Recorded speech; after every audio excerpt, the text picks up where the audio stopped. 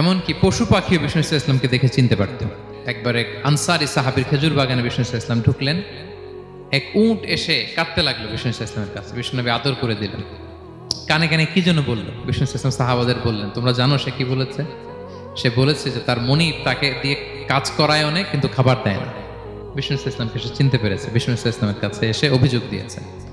এবং তিনি যখন নবী হবেন ভাব 6 মাস আগ দিয়ে, নবী হওয়ার আগে দিয়ে কিছু কিছু ঘটনা ঘটতো। তো বিষ্ণু ইসলাম বললেন, আমি প্রায় যখন মক্কার উপত্যকার পাশ দিয়ে যেতাম, বিভিন্ন পাথরের মধ্যে থেকে আমি আওয়াজ শুনতাম, আসসালামু আলাইকা ইয়া রাসূলুল্লাহ। মদিনায় অবস্থানরত অবস্থায় বিষ্ণু ইসলাম বলেছেন যে এখন যদি আবার মক্কায় যেতে পারতাম, তোমাদেরকে ওই পাথরটা দেখাতে পারতাম। আমি পাহাড়ের পাশ দিয়ে যখন যেতাম, পাথর থেকে আওয়াজ আসতো, আসসালামু আলাইকা ইয়া রাসূলুল্লাহ। তার মানে পাথর নবীকে চিনতো কি চিনতো না? বলেন বলেন। তাহলে প্রাণী চিনেছে নবীকে, পাথর চিনেছে, গাছ নবীকে চিনত।